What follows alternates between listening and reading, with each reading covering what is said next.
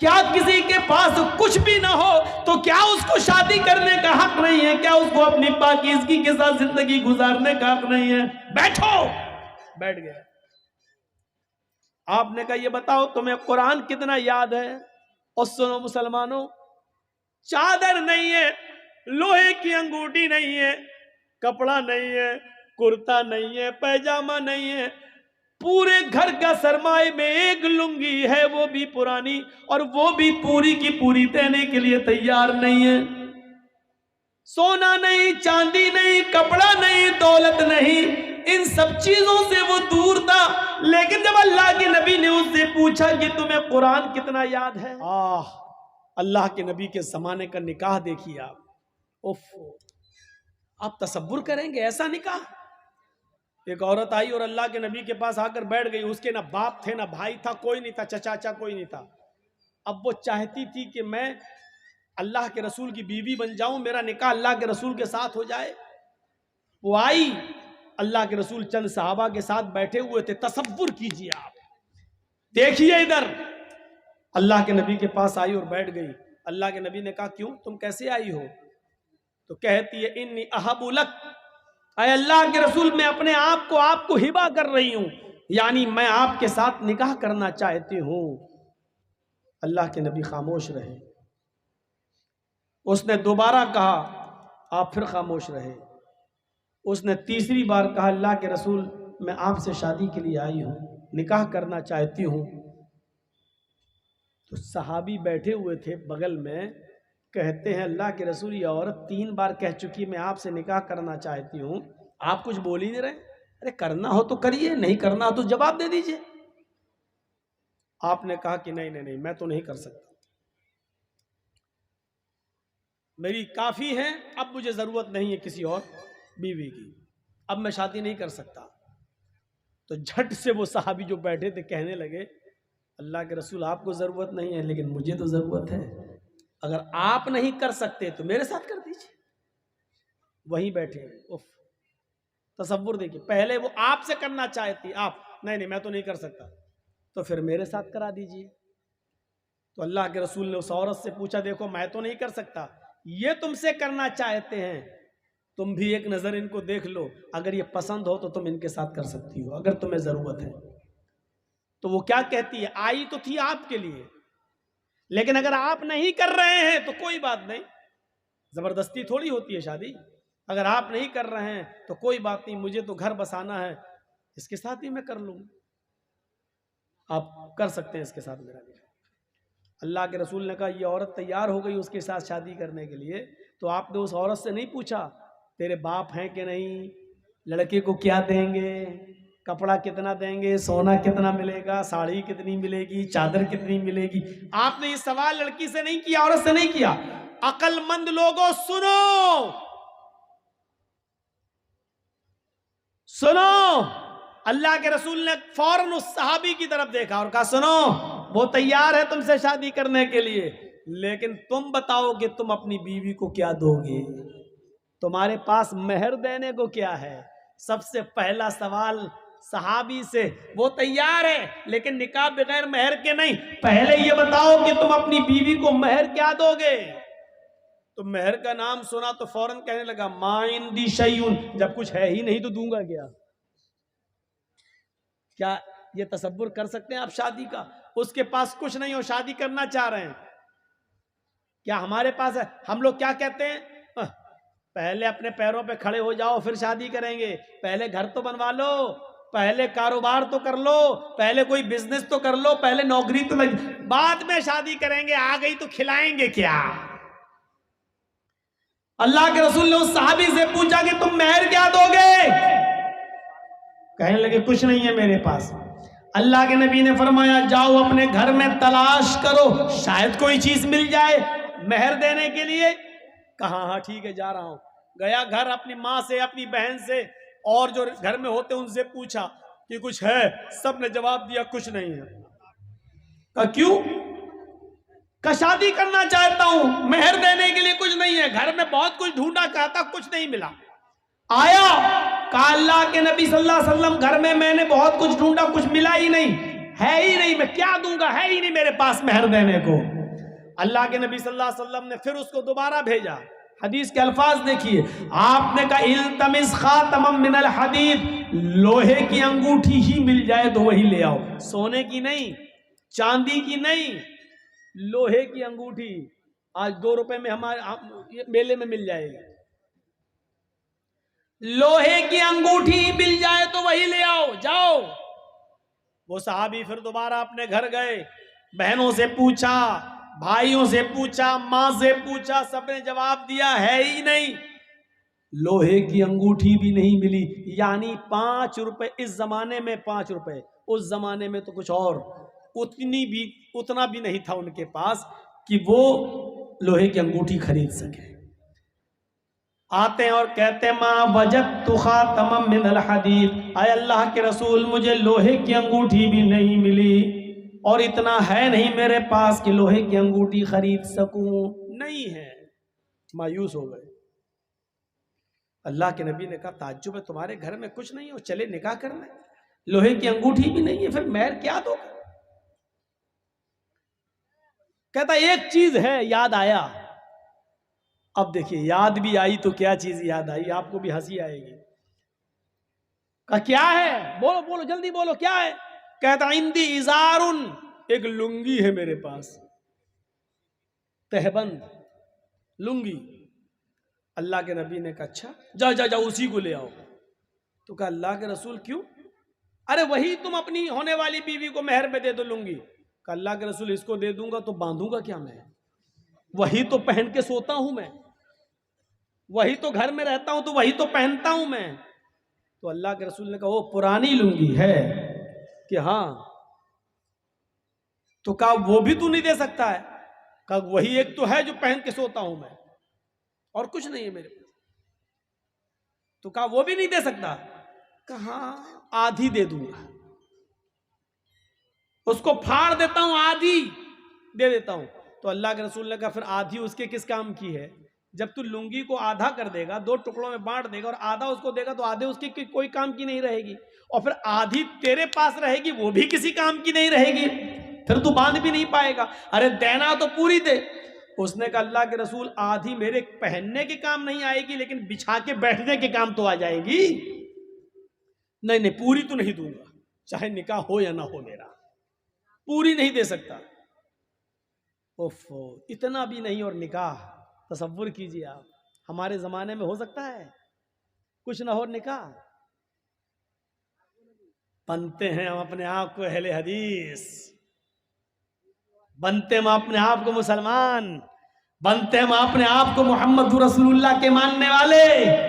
اور محمد رسول اللہ کی یہ شادی جو آپ کروا رہے ہیں ایک صحابی کے ساتھ، تصور کیجئے ہمارے سماج میں نہیں ہے۔ کہ اللہ کے رسول ایک لنگی ہے آدھی دے سکتا ہوں، آپ نے کہا آدھی نہ تیرے کام کی نہ اس کے کام کی، بولا پوری نہیں دے سکتا۔ مایوس ہو گیا، بیٹھ گیا، جانے لگا۔ آپ نے کہا کہاں جا رہے ہو؟ جا رہا ہوں کھیتی کروں گا، باڑی کروں گا، کھیتی باڑی کروں گا، جا رہا ہوں، ہل چلاؤں گا، کھیت جوتوں گا، کام کروں گا، محنت کروں گا، کیا کروں گا یہاں؟ بڑے مشکل سے سوچا تھا کہ آئی ہے پریشان، اس سے شادی ہو جائے گی، جب مہر میں اٹک گیا میں تو۔ آپ نے کہا ادھر آؤ، اگر تیرے لیے محمد رسول اللہ کی شریعت نے بھی کوئی راستہ نہ نکالا تو کون راستہ نکالے گا؟ پھر تیرے لیے کون سا مذہب راستہ نکالے گا؟ پھر کون سا دین تیرے لیے راستہ نکالے گا؟ کیا کسی کے پاس کچھ بھی نہ ہو تو کیا اس کو شادی کرنے کا حق نہیں ہے؟ کیا اس کو اپنی پاکیزگی کے ساتھ زندگی گزارنے کا حق نہیں ہے؟ بیٹھو۔ بیٹھ گئے۔ آپ نے کہا یہ بتاؤ تمہیں قرآن کتنا یاد ہے؟ اور سنو مسلمانوں، چادر نہیں ہے، لوہے کی انگوٹھی نہیں ہے، کپڑا نہیں ہے، کرتا نہیں ہے، پیجامہ نہیں ہے، پورے گھر کا سرمائے میں ایک لنگی ہے، وہ بھی پرانی، اور وہ بھی پوری کی پوری دینے کے لیے تیار نہیں ہے۔ سونا نہیں، چاندی نہیں، کپڑا نہیں، دولت نہیں، ان سب چیزوں سے وہ دور تھا۔ لیکن جب اللہ کے نبی نے اس سے پوچھا کہ تمہیں قرآن کتنا یاد ہے بتاؤ، تو جھٹ سے بولا اے اللہ کے نبی قرآن میں ہمیں سورہ ملک یاد ہے، سورہ حشر یاد ہے، سورہ نبا یاد ہے، سورہ حاقہ یاد ہے، سورہ جمعہ یاد ہے، سورہ منافقون یاد ہے، سورہ قیامہ یاد ہے. آپ نے کہا کہ تمہیں اتنی صورتیں منہ زبانی یاد ہے؟ فرمایا کہا پھر بھی کہہ رہے ہو کہ میرے پاس کچھ نہیں ہے. تمہیں یہ صورتیں یاد ہیں؟ کہاں. کیا تم یہ صورتیں اپنی ہونے والی بیوی کو سکھا دو گے؟ کیا اس کو بھی یاد کرا دو گے؟ کہا ہاں، اس میں کیا بڑی بات ہے، جو ہمیں یاد ہے وہ اس کو بھی یاد کرا دوں گا. آپ نے فوراً اس عورت سے کہا اے اللہ کی بندی، تیرے ہونے والے شوہر کے پاس مال نہیں ہے، سونا نہیں ہے، چاندی نہیں ہے، انگوٹھی نہیں ہے، کپڑا نہیں ہے، ساڑی نہیں ہے، زیورات نہیں ہے تجھے دینے کے لیے، لیکن ہاں اس کے پاس قرآن کی صورتیں جو تجھے یاد کرا سکتا ہے. کیا میں انہی قرآن کی صورتوں کو مہر بنا دوں اور یہ مہر تو قبول کر لے، یہی صورتیں تیری مہر ہو جائیں؟ یعنی تیرا شوہر تجھے یہ صورتیں یاد کرا دے، تیرا پتی تجھے یہ صورتیں یاد کرا دے اور تو اسی کو اپنا مہر مان لے. کیا یہ ممکن ہے؟ کیا تو ایسا کر سکتی ہے؟ کیا مہر میں تو ان صورتوں کو لے سکتی ہے؟ چیخ پڑی اے اللہ کے نبی بس کیجئے، بس کیجئے. جس عورت کے نکاح میں قرآن کی صورتیں مہر بن جائیں، جس عورت کی نکاح میں قرآن کی آیتیں، قرآن کی صورتیں مہر بن جائیں، اس سے زیادہ بابرکت نکاح کس کا ہو سکتا ہے؟ اس سے زیادہ خیر و برکت والا نکاح کس کا ہو سکتا ہے؟ پھر اللہ کے نبی صلی اللہ علیہ وسلم نے کھڑے ہو کر نکاح پڑھا دیا اور اس عورت کو خود قاضی بن گئے. اور اس کے چونکہ باپ نہیں تھے، ماں نہیں تھی، چچا نہیں، بھائی نہیں، کوئی نہیں تھا، تو خود اللہ کے نبی صلی اللہ علیہ وسلم اس کے ولی و سرپرست بن گئے. جس کا کوئی نہ ہو تو قاضی ولی بن سکتا ہے، نکاح پڑھانے والا ولی بن سکتا ہے. پھر اللہ کے نبی صلی اللہ علیہ وسلم اس کے ولی بن گئے، اس کے سرپرست بن گئے، اور آپ نے اس عورت کا نکاح اسی جگہ پر کر دیا ہے. نہ باراتیوں کا پتہ تھا، نہ ہاتھ میں مہندی لگائی گئی ہے، نہ ہلدی ملی گئی ہے، نہ اووٹنا ملا گیا ہے، نہ لڑکی والے لڑکے دیکھنے آئے ہیں، نہ لڑکے والے لڑکی دیکھنے، نہ چوروں کا پتہ، نہ ڈاکوؤں کا پتہ، نہ جہیز کا پتہ. میرے پیارے ساتھیوں اسی جگہ شادی ہوئی ہے اور اسی جگہ سے رخصتی ہو گئی ہے. یہ سادہ والی شادی کے چرچے 1400 سال کے بعد آج بھی ہو رہے ہیں اور قیامت تک انشاءاللہ ہوتے رہیں گے. تمہاری شادیاں اتنی مہنگی کہ شیطان بھی پناہ مانگے. بتائیے اس کے چرچے کتنے دن ہوتے ہیں؟ زیادہ سے زیادہ 1 مہینہ، 2 مہینہ، 1 سال. پھر طلاق کی نوبت آ جاتی ہے تو یہ ہوتا ہے کتنا خرچ کیا تھا، دیکھو آخر کیا ہوا ہے اس شادی کا حال.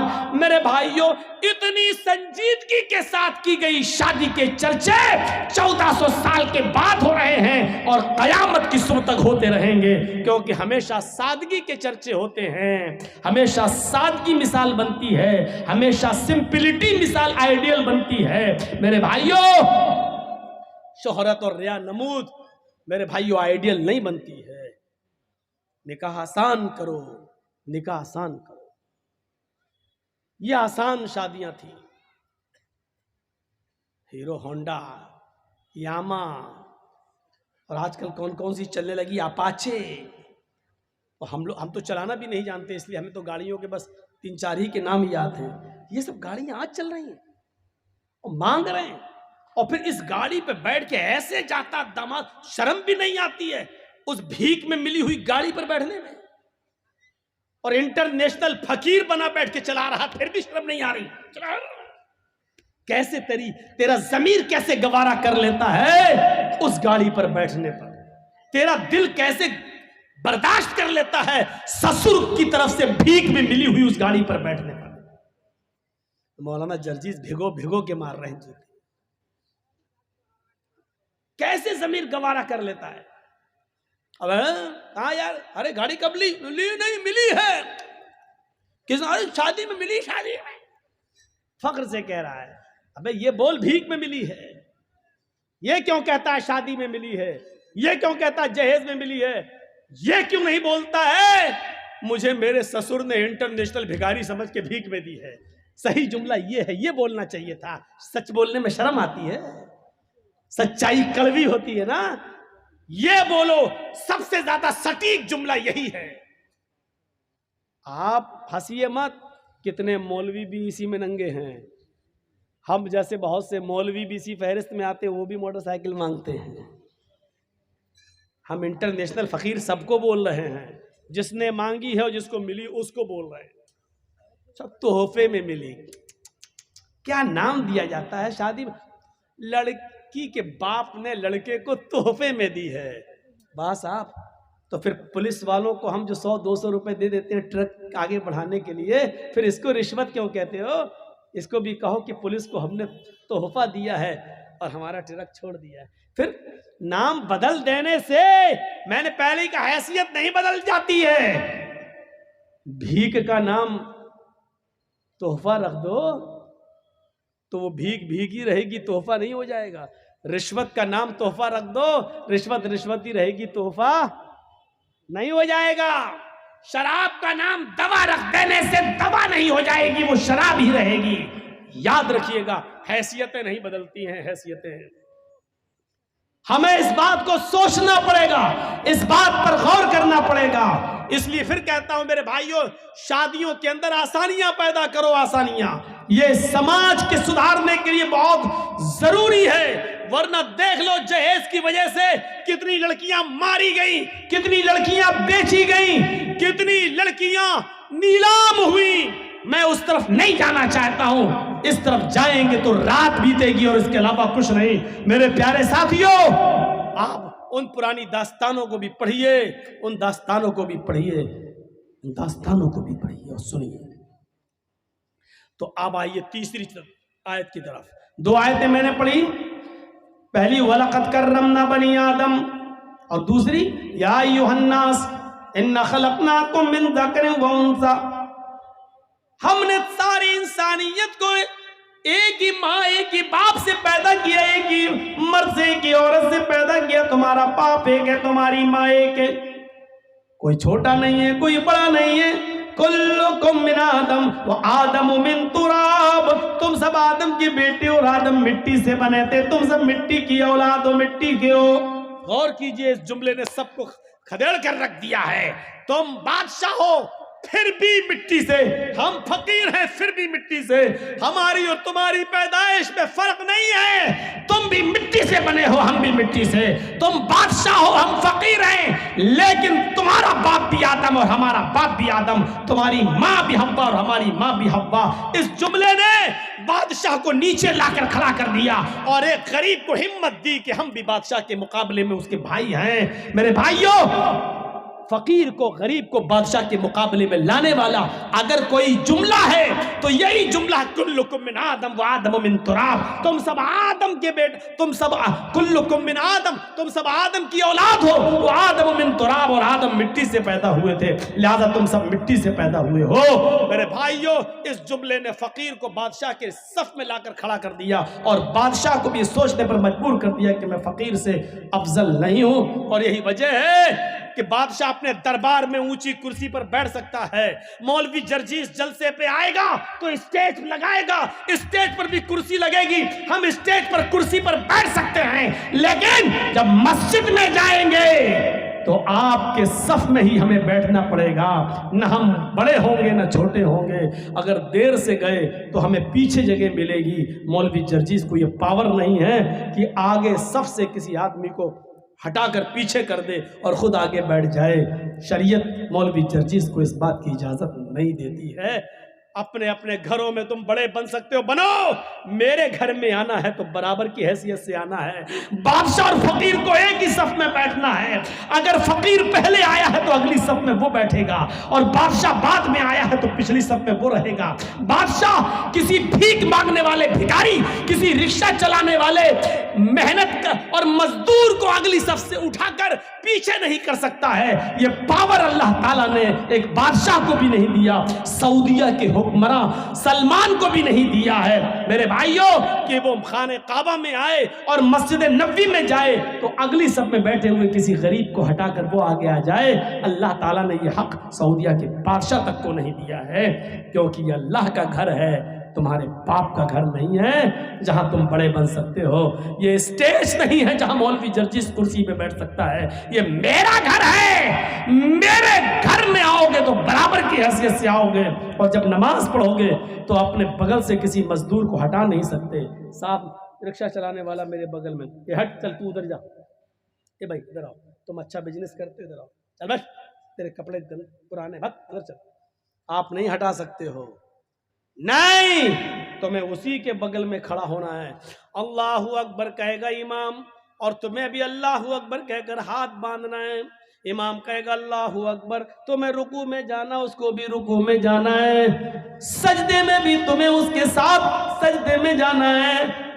یہیں پر وہ منظر نظر آئے گا، ایک ہی صف میں کھڑے ہو گئے محمود و ایاز، ایک ہی صف میں کھڑے ہو گئے محمود و ایاز، نہ کوئی بندہ رہا نہ کوئی بندہ نواز۔ میرے بھائیوں، یہ اسلام کی پوتر شکشا ہے، یہ اسلام کی پاکیزہ تعلیم ہے کہ تم سب ایک ہی باپ کی اور ایک ہی ماں کی اولاد ہو۔ ڈاکٹر بھیم راؤ امبیڈکر نے جب یہ پڑھا کہ برہما نے اپنے منہ سے برہمن کو پیدا کیا اور پیروں سے شودر کو، تو ڈاکٹر امبیڈکر چونکہ ہریجن تھے، نیچی ذاتی کے تھے، شودر تھے، ان کو یہ تعلیم پسند نہیں آئی، انہوں نے ہندو دھرم کو طلاق دے دیا، اسلام قبول کر لیا۔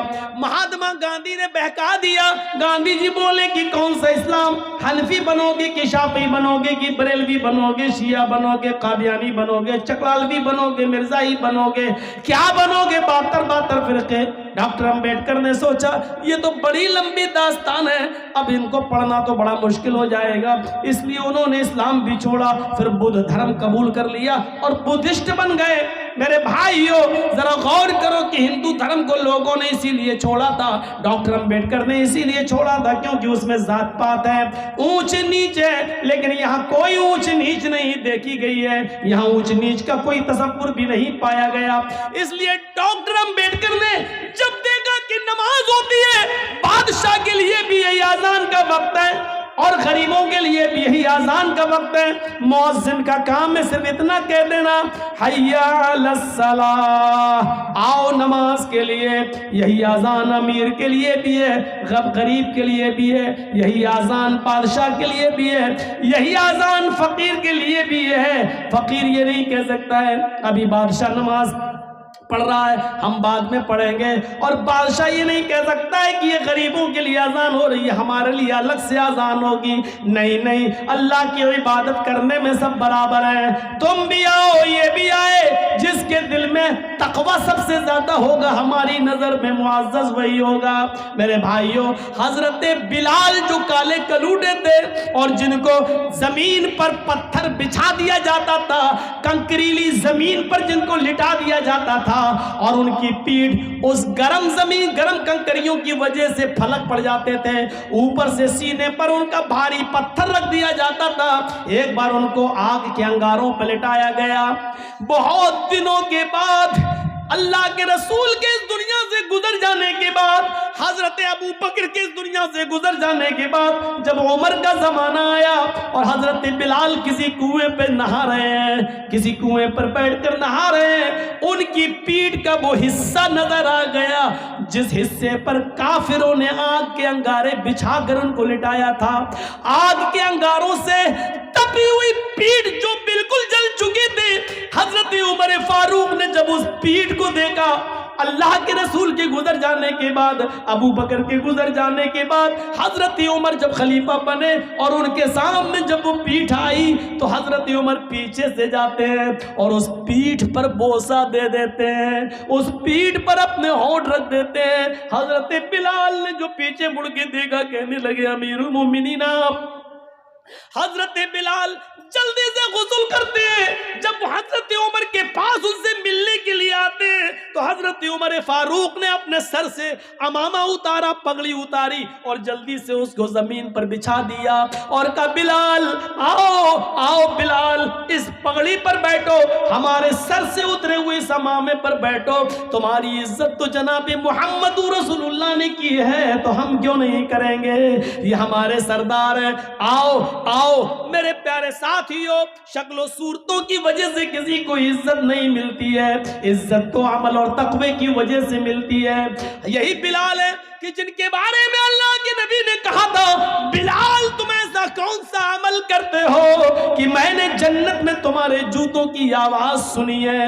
فرمایا اللہ کے رسول، اے اللہ کے نبی، میں جب بھی میرا وضو ٹوٹتا ہے تو میں دوبارہ وضو بنا لیتا ہوں، اور وضو بنانے کے بعد 2 4 6 8 رکعتیں ضرور پڑھ لیتا ہوں جتنی اللہ مجھے توفیق دیتا ہے۔ یہ بلال تھے جن کے لیے حضرت عمر اپنے سر سے پگڑی اتار کر زمین پر بچھا دیتے تھے اور کہتے تھے آؤ بلال بیٹھو، جس کی عزت جناب محمد رسول اللہ نے کی ہو اس کی عزت ہم کیوں نہیں کریں گے؟ میرے بھائیوں، کون نہیں جانتا خولہ بنت ثعلبہ کون سی عورت تھی؟ خولہ بنت ثعلبہ وہ بوڑھی عورت تھی کہ جن کی آخری عمر میں بڑھاپے میں ان کے شوہر اوس ابن صامت نے ان سے زہار کر لیا تھا۔ آپ نہیں سمجھ پائیں گے زہار کس کو کہتے ہیں، میں آپ کو تھوڑے سی اسپیڈ کم کر کے بتاتا ہوں۔ ان کے پتی نے، اوس ابن صامت نے اپنی پتنی خولہ بنت ثعلبہ سے کہہ دیا تھا انت علیہ کا زہر امی، آج کے بعد تو مجھ پر میری ماں کی طرح حرام ہو گئی، یعنی جیسے میری ماں مجھ پر حرام ہے آج کے بعد تو بھی مجھ پر حرام ہے، میں تجھے ہاتھ نہیں لگاؤں گا۔ کوئی پتنی سے اگر یہ جملہ کہہ دے تو اس کے لیے آج تو سزا ہے، لیکن جب اوس ابن صامت نے کہا تھا اس وقت سزا متعین نہیں ہوئی تھی۔ اس وقت اصول یہ تھا کہ اگر کسی نے اپنی بیوی کو اپنی ماں کی طرح کہہ دیا تو ماں ہی کی طرح اس کو ماننا پڑتا تھا، اب اس سے مل نہیں سکتا تھا۔ جیسے ماں کی خدمت کرتے تھے ویسی اس کی خدمت کرنا پڑے گی، اس کے پیر دباؤ، ماں کہہ دیا تو وہ ماں کی طرح اس کی سیوا کرو، یہ قانون تھا پہلے۔ تو خولہ بنت ثعلبہ نے کہا اوس ابن صامت سے یہ تم نے کیا کیا؟ مجھے ماں کی طرح حرام کر لیا، اب میرے بچوں کا کیا ہوگا؟ رونے لگی، لیکن بندوق سے گولی جب نکل جائے تو پچھتانے سے کیا فائدہ؟ اب تیر سے کمان نکل چکا ہے، کمان سے تیر نکل چکا ہے، اب پچھتانے سے کیا فائدہ؟ لیکن اوس ابن صامت نے کہا جاؤ اے خولہ اللہ کے رسول کے پاس جاؤ، شاید تمہارے لیے کوئی راستہ نکل جائے۔ خولہ اللہ کے نبی کے گھر میں آتی ہیں، سنیے ذرا غور سے سنیے، خولہ اللہ کے رسول کے دروازے کو دستک دیتی ہیں، مسجد نبی سے لگا ہوا حجرہ اللہ کے نبی کا، اللہ کے نبی نے دروازہ کھولا، سامنے خولہ کھڑی ہے، اندر آؤ، اندر لے گئے، کیا ہوا پوری بات بتائی۔ اے اللہ کے نبی ہمارے لیے راستہ نکالیے، میرے شوہر نے مجھے اپنے اوپر اپنی ماں کی طرح حرام کر لیا۔ اللہ کے نبی نے کہا اے خولہ جاؤ تم یہاں سے، میرا دماغ کیوں خراب کر رہی ہو؟ تمہارے لیے میرے پاس کوئی راستہ نہیں ہے، اے خولہ جاؤ، اب تو تم ان کے لیے ان کی ماں کی طرح ہو چکی ہو، اب تو ہمارے پاس بھی کوئی راستہ نہیں ہے۔ وہ ضد کرنے لگی، طلاق نہیں دیے میں کیسے ان کو چھوڑوں، صرف ماں ہی تو کہہ دیے تو کوئی راستہ تو نکالیے۔ اللہ کے نبی نے فرمایا کہ میرے پاس تمہارے لیے کوئی راستہ نہیں ہے۔ حدیث کے الفاظ تو یہ ہیں کہ اللہ کے نبی نے ان کو اٹھایا اور فرمایا خولہ تم کیوں ہم سے ضد کر رہی ہو؟ جب میں تمہارے لیے کوئی قانون نہیں بدل سکتا پھر مجھ سے ضد کرنا بیکار ہے، چلو یہ دروازہ کھلا ہے میں کھول دیتا ہوں، تم جاؤ، آج کے بعد تم اپنی ماں اپنے شوہر کے لیے ماں ہی کی طرح حرام ہو چکی ہو۔ اللہ کے رسول نے خولہ بنت ثعلبہ کے لیے دروازہ بند کر دیا، جاؤ، نہیں کوئی راستہ نہیں ہے، اور ان کو باہر کر کے دروازہ بند کر دیا۔ خولہ باہر نکلی لیکن سامنے مسجد نبوی کی چوکھٹ دیکھتی ہے، گھستی ہے اور مسجد نبوی کے دروازے پر پیر رکھتی ہیں تو اللہ کے رسول کا دروازہ دیکھتی ہیں، نبی کی چوکھٹ دیکھتی ہیں، ایک طرف مسجد کو دیکھتی ہیں، ایک طرف نبی کی چوکھٹ کو دیکھتی ہیں، چہرے پہ مسکراہٹ آتی ہے خولہ بنت ثعلبہ کے، اور کیا کہتی ہے؟ آئے محمد صلی اللہ علیہ وسلم، کہو زور سے صلی اللہ علیہ وسلم، آئے محمد صلی اللہ علیہ وسلم، آپ کی چوکھٹ بند ہو گئی تو کیا ہوا؟ آپ کا دروازہ بند ہو گیا تو کیا ہوا؟ رب کا دروازہ تو کھلا ہے، رب کی چوکھٹ تو کھلی ہے۔ مسجد کے اندر جاتی ہے، کنویں سے پانی کھینچتی ہے، وضو بناتی ہے اور اسی مسجد نبوی میں 2 رکعت نماز پڑھتی ہے، اور 2 رکعت نماز پڑھنے کے بعد اس عورت نے خولہ بنت ثعلبہ نے اپنے ہاتھ بلند کر لیے اور کہا اے اللہ نبی کا دروازہ بند ہے لیکن تیرا دروازہ تو بند نہیں ہے۔ الہ العالمین میرے شوہر نے مجھ سے زہار کر لیا ہے، اپنی ماں کی طرح حرام کر لیا ہے۔ بچوں کو پیار تو میں دے سکتی ہوں لیکن کھلانے پلانے کی ذمہ داری تو میرے شوہر کی ہے۔ اے اللہ میرے لیے اور میرے ہسبینڈ کے درمیان کوئی راستہ نکال، میرے اور میرے پتی کے درمیان کوئی راستہ نکال۔ تیرے نبی کی چوکھٹ بند، تیرے نبی کا دروازہ بند، تیرے نبی نے راستے بند کر دیے، تیرا دروازہ کھلا ہے۔ میں تیری چوکھٹ پہ سر رکھتی ہوں، پیشانی رکھتی ہوں، ماتھا رکھتی ہوں۔ اے اللہ میری فریاد سن لے۔ آسمان سے اللہ نے جبرائیل کو بھیجا، قرآن گواہ ہے، قد سمع اللہ قول التی تجادلک فی زوجہا وتشتکی الی اللہ۔ اللہ نے اس عورت کی فریاد سن لی جو آپ سے بحث کر رہی تھی، جو آپ سے تکرار کر رہی تھی اپنے شوہر کے بارے میں، اور مسجد کے کونے میں بیٹھ کر وہ تشتکی الی اللہ، اللہ سے گڑ گڑا رہی ہے، اللہ سے رو رہی ہے۔ آئے بزرگوں کی چوکھٹوں کو چومنے والوں، آئے مزاروں کی مٹیوں کو چاٹنے والوں، یہ محمد رسول اللہ کا دروازہ جب بند ہوتا ہے تب رب کا دروازہ کھلتا ہے۔ یہ رب کا دروازہ ہے۔ اللہ کے رسول کا دروازہ زندگی میں بند تھا تو اس عورت نے کیا کہا؟ اے اللہ محمد کی چوکھٹ بند ہو گئی تو کیا ہوا؟ تیری چوکھٹ تو کھلی ہے، تیرا دروازہ تو کھلا ہے۔ جب سارے دروازے بند ہو جاتے ہیں تب اللہ کا دروازہ کھلتا ہے۔ میرے پیارے ساتھیوں، وہ عورت آئی، اللہ نے اس کی دعا سنی اور محمد رسول اللہ کے پاس پیغام بھیجا۔ جبرائیل آئے، کہا جاؤ اس عورت کو بلاؤ جو مسجد میں اللہ سے فریاد کر رہی ہے۔ اللہ نے اس کی دعا سن لی ہے اور قانون بدل دیا ہے۔ آج کے بعد اگر کوئی شخص اپنی بیوی کو اپنی ماں کی طرح حرام کہے گا تو اس کے لیے سزا متعین کر دی، لیکن راستہ نکال دیا۔ وہ ایک غلام آزاد کرے گا، ایک غلام آزاد کرے اور پھر بیوی بنا لے۔ جس کو ماں کہہ دیا، چل، بہت سے لوگ کہہ دیتے ہیں نا، چل بھاگ، آج کے بعد تو میری اماں، چل نہیں جائیں گے، جو بول دیتے ہیں نا، یہ معمولی جملہ نہیں ہے، بہت خطرناک جملہ ہے۔ اللہ کے رسول کے لیے اللہ نے راستہ بنایا، اس عورت کے لیے کیا کہا؟ ایک غلام آزاد کرے اور بیوی بنا لے، اور غلام آزاد کرنے کی طاقت نہ ہو تو 60 روزے رکھے مسلسل، پے در پے، کنٹینیو، بیچ میں ایک بھی چھوٹنا نہیں چاہیے۔ بخار آ جائے، بیماری ہو جائے یا کوئی مجبوری ہو تو الگ بات ہے، لیکن بنا کسی بیماری کے اور بنا کسی مجبوری کے ایک بھی روزہ اگر بیچ میں چھوڑ دیا تو سب بیکار۔ مثلا 60 روزے رکھنا، 55 رکھ لیے، چلو 1-2 دن آرام کر لیتے، 5 ہی تو رہ گئے بعد میں پورے، جہاں ایک چھوڑا 55 بیکار۔ پھر ایک سے رکھو، شہرین متتابعین، کنٹینیو، لگاتار آپ کو روزے رکھنا ہے 2 مہینے تک، 60 روزے مسلسل۔ شہرین متتابعین، 60 نہیں 59 بھی ہو سکتے ہیں، اگر 2 مہینے 29 کے چاند ہو جائیں تو 58 بھی ہو سکتے ہیں، ایک چاند 29 کا ہو جائے، ایک چاند 30 کا ہو جائے تو 59 بھی ہو سکتے ہیں، دونوں چاند 30 کے ہو جائیں تو 60 بھی ہو سکتے ہیں۔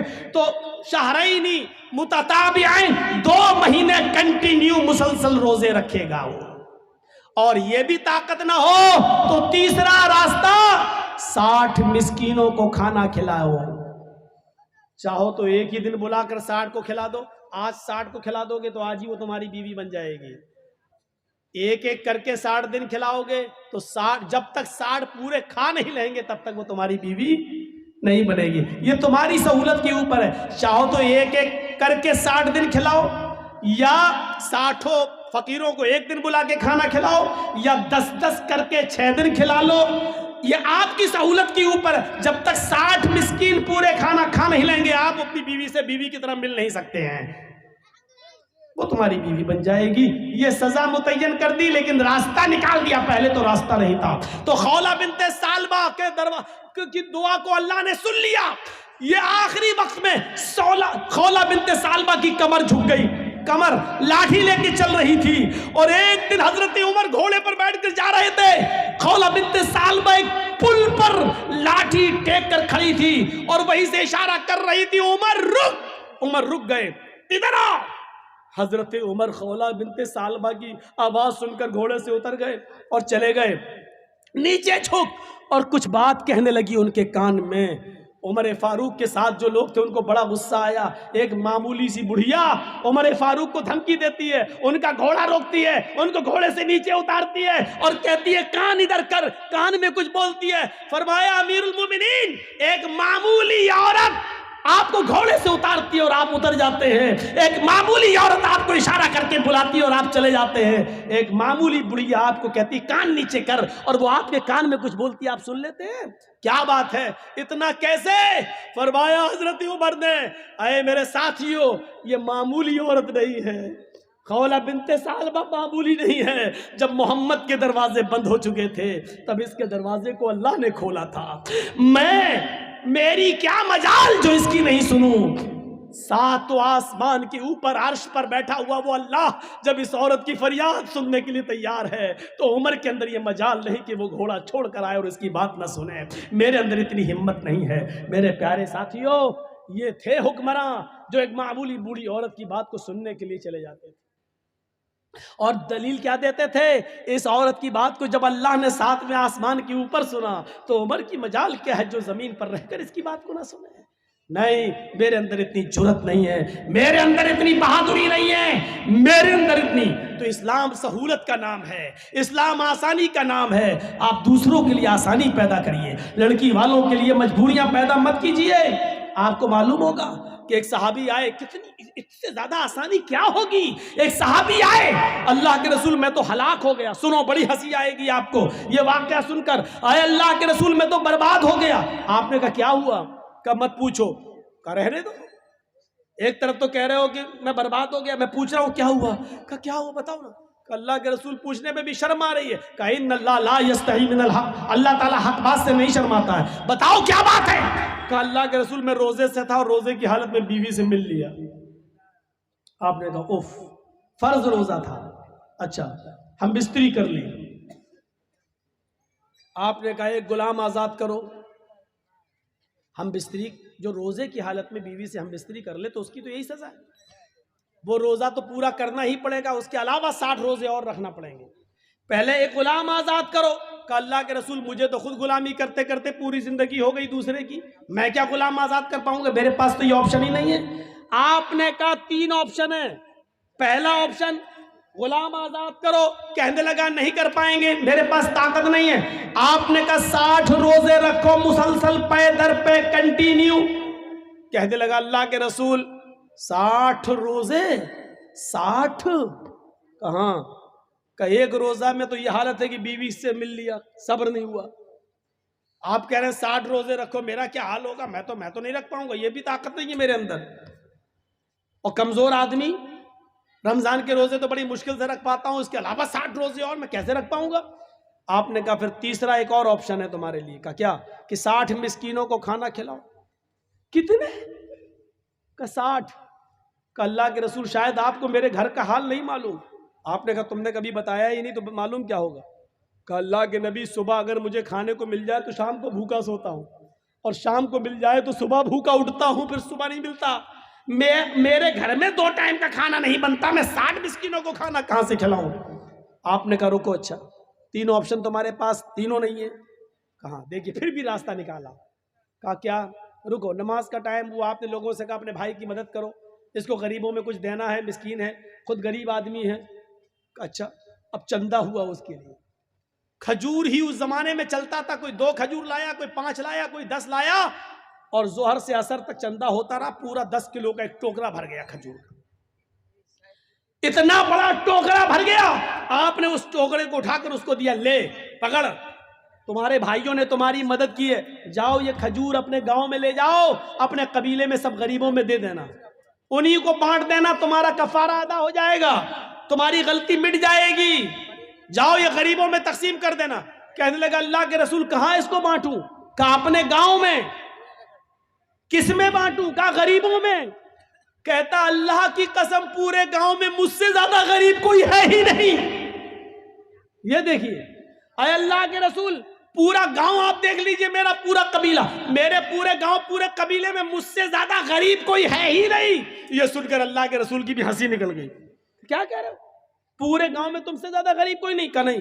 تو جاؤ تم خود ہی لے جاؤ، خود کھا لینا، اپنی بیویوں بچوں کو کھلا دینا، تمہارا کفارہ ادا ہو جائے گا۔ یہ آسانی، جرم بھی کیا، آپشن بھی نہیں ہے تینوں میں سے کوئی ایک، چندہ بھی ہوا اس کے لیے، اور اللہ کے رسول نے کہا جاؤ غریبوں میں بانٹ دینا، تو کہتا مجھ سے زیادہ غریب کوئی ہے ہی نہیں، تو آپ نے کہا تم ہی کھا لینا، جاؤ اور اپنی بیوی بچوں کو کھلا دو، کفارہ ادا ہو جائے گا۔ یہ لیجئے، یہ آسانی ہے، آسانی، اس سے زیادہ سہولت اور کہاں ملے گی؟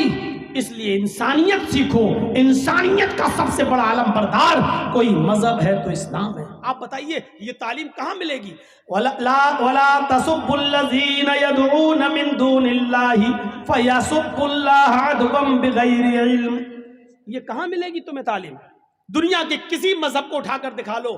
آج بہت لوگ چلاتے رہتے ہیں ہم یہ ہم وہ، اور آج بنے بیٹھے ہیں لوگ، کرسی سنبھالے بیٹھے ہیں، لیکن یہ دکھائیں اللہ کیا کہہ رہا ہے؟ لا تسبوا الذین یدعون من دون اللہ، جو لوگ اللہ کے علاوہ غیر اللہ کی عبادت کرتے ہیں، مدد کے لیے غیروں کے پاس جاتے ہیں، غیروں کی عبادت کرتے ہیں، تم ان کے بزرگوں کو برا مت کہو، ان کے معبودوں کو برا مت کہو۔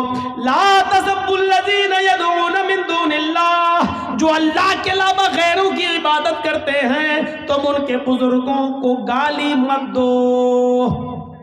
کیا کہا؟ ان کو گالی مت دو۔ کیوں؟ فَيَسُبُّ اللَّهَ عَدْوًا بِغَيْرِ عِلْمٍ، پھر وہ دشمنی میں تمہارے اللہ کو گالی دیں گے بغیر علم کے، پھر وہ جہالت کی بنیاد پر وہ تمہارے رب کو گالی دیں گے۔ مسلمانوں، یہ سب سے بڑی نصیحت کی اللہ تعالیٰ نے مسلمانوں بتایا کیا؟ اگر کوئی ہمیں الٹا کہہ رہا، غلط کہہ رہا ہے، تو اس کا یہ مطلب نہیں کہ تم بھی اس کو الٹا کہو گے۔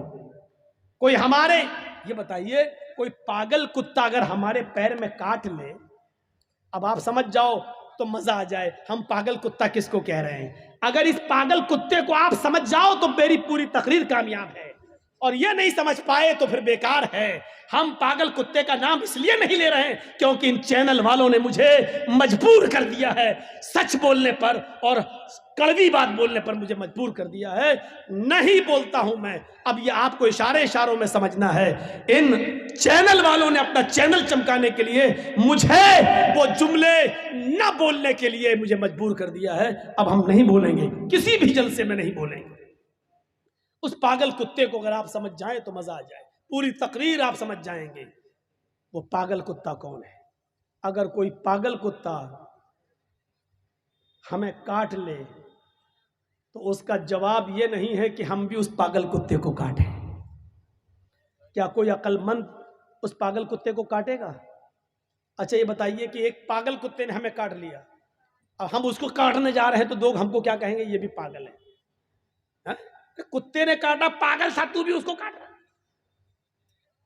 کوئی اگر ہمارے نبی کو گالی دے رہا ہے، ہمارے نبی کی شان میں الٹا سیدھا بول رہا ہے، وہ پاگل ہے، اس کا دماغ بھرشٹ ہو چکا ہے۔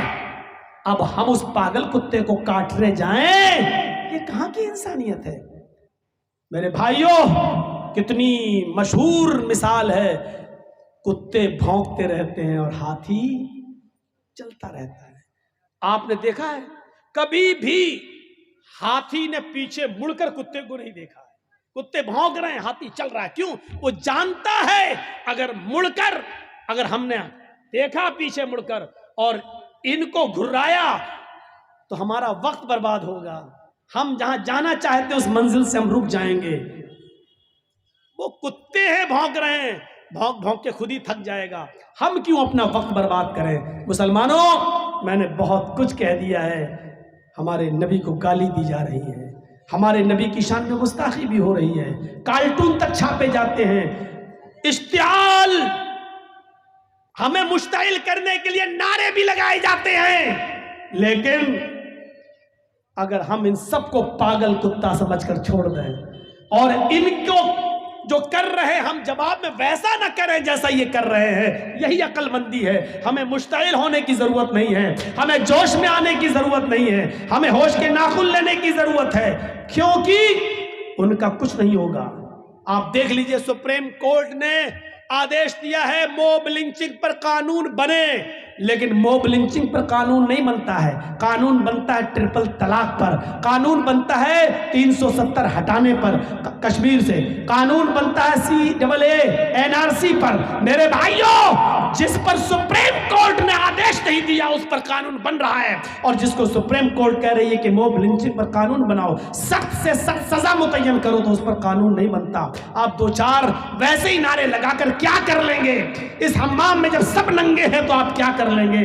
میرے بھائیوں، اس لیے عقل اور شعور سے کام لینے کی ضرورت ہے، اپنے آپ کو ہوش میں لانے کی ضرورت ہے۔ دنیا میں آپ دیکھ لیجئے، لوگوں سے ایک ملک نہیں سنبھلتا ہے، ایک دیش کا نظام کو صحیح نہیں چلا پاتے ہیں، اور اللہ رب العالمین کا یہ سسٹم کتنا منظم طریقے سے چل رہا ہے۔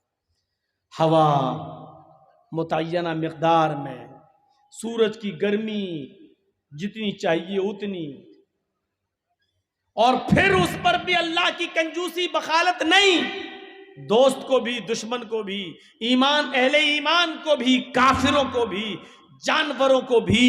اور سمندر میں ایک مچھلی ایسی رہتی ہے جس کا نام ہے وہیل مچھلی، جو ایک دن میں 40 ٹن گوشت کھاتی ہے، 40 ٹن گوشت۔ اللہ رب العالمین اس مچھلی کو بھی بھوکا نہیں سونے دیتا ہے، اس کو بھی 40 ٹن غذا پہنچاتا ہے۔ ہم کو 2 روٹی کھانا ہے، ہم کو 1 پلیٹ چاول کھانا ہے، وہ 40 ٹن کھاتی ہے ایک دن میں، اللہ اس کو بھی بھوکا نہیں سلاتا ہے۔ ہم 2 روٹی کھانے کے لیے کتنا پریشان ہیں، اس کا حق مار رہے ہیں، اس کا حق مار رہے ہیں، اس کی زمین پہ قبضہ کر رہے ہیں، اس پر ظلم کر رہے ہیں۔ ہم نے 2 روٹی کمانے کے لیے کیسے کیسے نئے نئے طریقے استعمال کیے ہیں۔ اگر ہم کسی گاڑی کے میکینک ہیں تو گاڑی سنبھلنے آتی ہے تو اب اس کو بے وقوف بناتے ہیں، صاحب اس میں یہ کمی، اس میں یہ کمی۔ 500 روپے کا کام آپ اس کو 3000 بتاتے ہیں اور معاملہ 2000 پہ فٹ ہو جاتا ہے۔ آپ بھی جانتے ہیں کہ 500 روپے میں یہ گاڑی صحیح ہو جائے گی، لیکن چلو 3000 کے بجائے وہ 2 دے رہا ہے، 1500 تو ہمیں پھر بھی بچ رہے ہیں۔ یا ایھا الذین آمنوا لا تاکلوا اموالکم بالباطل، اے ایمان والو آپس میں تم ایک دوسرے کا مال باطل طریقے سے مت کھاؤ، ناجائز طریقے سے مت کھاؤ، حرام طریقے سے مت کھاؤ۔ قرآن کو کہنا پڑا، اللہ کو کہنا پڑا کہ تم آپس میں ایک دوسرے کا مال ناجائز طریقے سے مت کھاؤ۔ لا تاکلوا اموالکم بینکم بالباطل، آپس میں تم ایک دوسرے کا مال ناجائز طریقے سے مت کھاؤ۔ کون نہیں کھا رہا ہے؟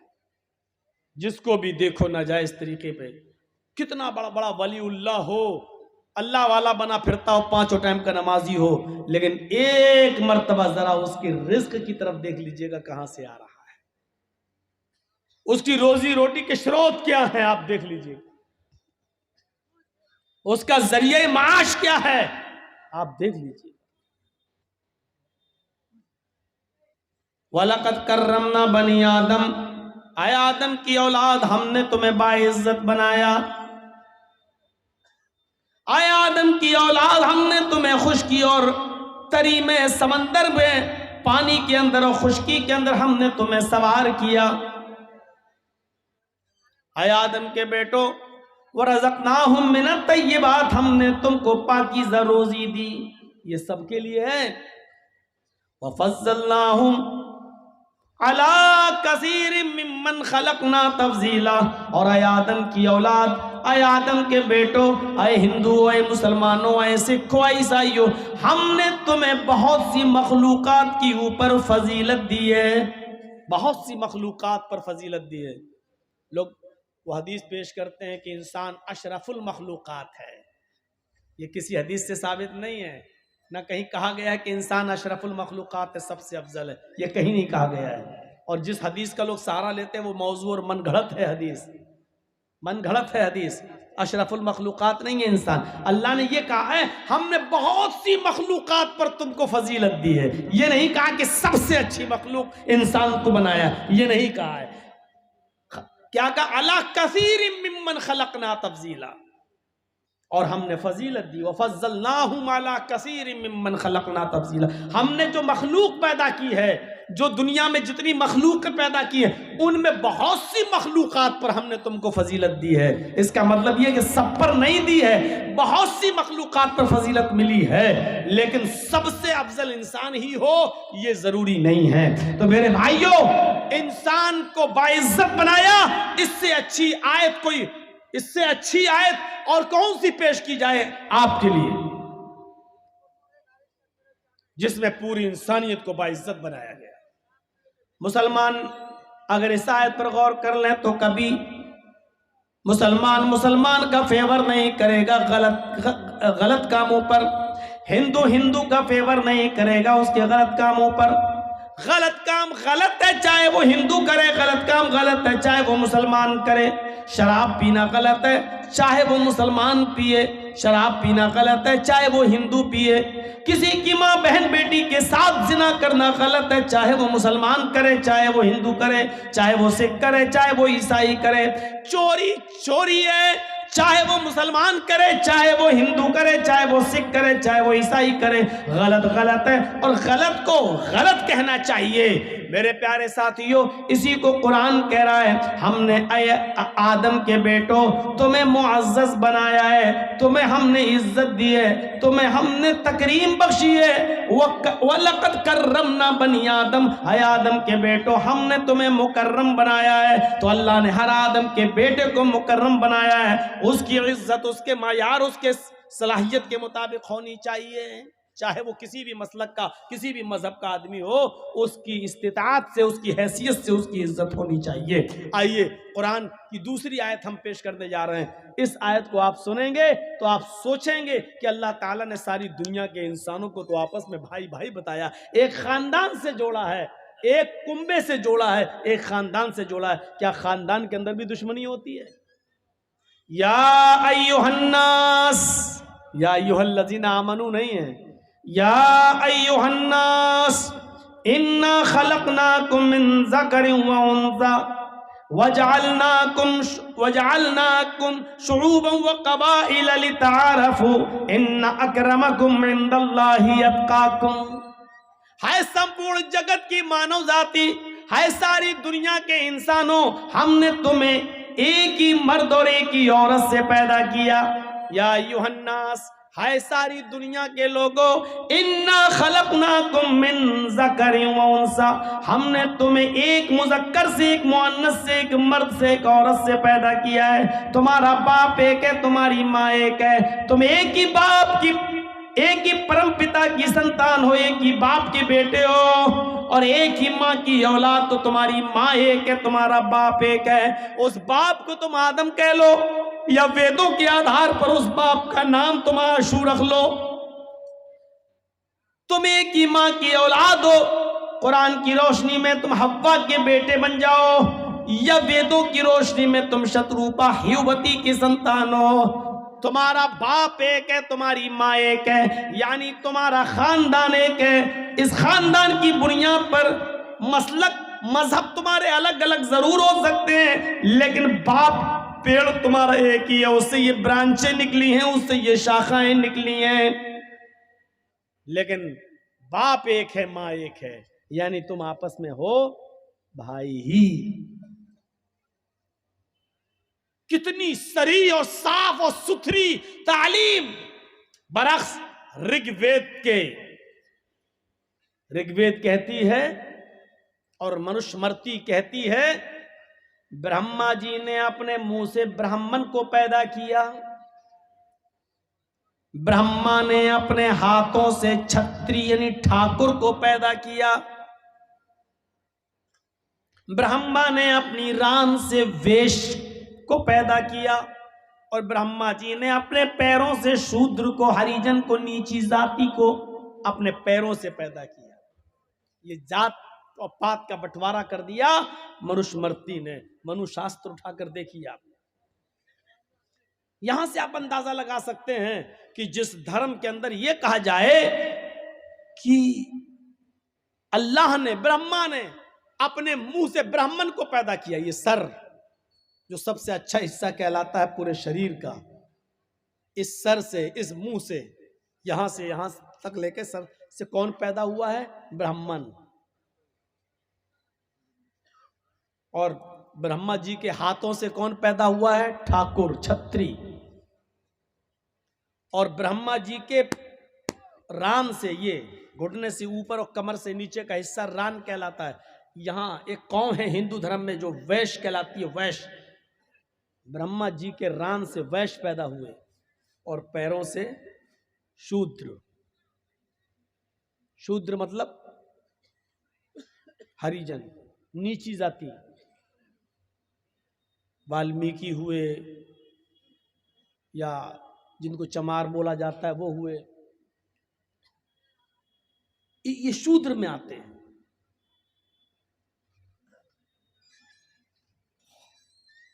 اب بتائیے اس تعلیم کو کون گرہن کرے گا؟ ایک طرف یہ تعلیم اور ایک طرف ہائے ساری دنیا کے انسانوں، ہم نے تم کو ایک ہی مرد اور ایک ہی عورت سے پیدا کیا، تمہارا باپ ایک، تمہاری ماں ایک. غور کیجئے، دونوں طرف تعلیم میں آپ کچھ موازنہ کر رہے ہیں، ٹیلی کر رہے ہیں، کمپیئر کریے. آپ کیا محسوس کر رہے ہیں؟ آپ ایک طرف لکھا برہما جی نے اپنے منہ سے برہمن کو پیدا کیا اور سب سے نیچے پیر نچلے حصے سے شودر کو پیدا کیا. اب دونوں میں فرق دیکھیے، ایک طرف برہمن اور ایک طرف نیچی ذاتی شودر. اب دونوں کی تعلیم و شکشا منوشاستر کے مطابق دیکھیے. وید پڑھنے کا ادھیکار صرف برہمن کو ہے. سنیے، یدی ہریجن شودر اگر وید پڑھ لے تو اس کی زبان کاٹ ڈالو. دیکھ رہے ہیں آپ، تعلیم دیکھیے آپ. منوشاستر میں لکھا ہے، منوسمرتی میں، وید صرف برہمن ہی پڑھ سکتا ہے. اگر شودر وید پڑھ لے تو اس کی زبان کاٹ ڈالو. کیوں؟ اگر وید پڑھ لیا تو اس کو اصلیت معلوم ہو جائے گی، وید میں تو چھوت چھات ہے نہیں. یہ کیوں کر رہے ہیں؟ تو برہمنوں کی چوکیداری اور برہمنوں کی اجارہ داری ختم ہو جائے گی، برہمنوں کی فوقیت ختم ہو جائے گی، شریشٹھا ختم ہو جائے گی. اس لیے برہمن چاہتے ہیں کہ برہمن ہی پڑھیں اور دوسرا وید سے دور رہے. قرآن دیکھ، ادھر اللہ کے نبی کیا کہتے ہیں؟ یہاں وید پڑھنے کا ادھیکار صرف برہمن کو، اور یہاں دین حاصل کرنے کا حق ہر ایک مسلمان کو. طلب العلم فریضۃ علی کل مسلم. علم دین کا علم حاصل کرنا ہر مسلمان پر فرض ہے. ہر مسلمان، ہر مسلم، مرد ہو یا عورت، خان ہو، پٹھان ہو، ترک ہو، تیلی ہو، شیخ ہو، شیرشاہ آبادی ہو، سورجہ پوری ہو، انصاری ہو، کسی بھی کاسٹ کا ہو، ہر ایک پر علم دین حاصل کرنا فرض ہے.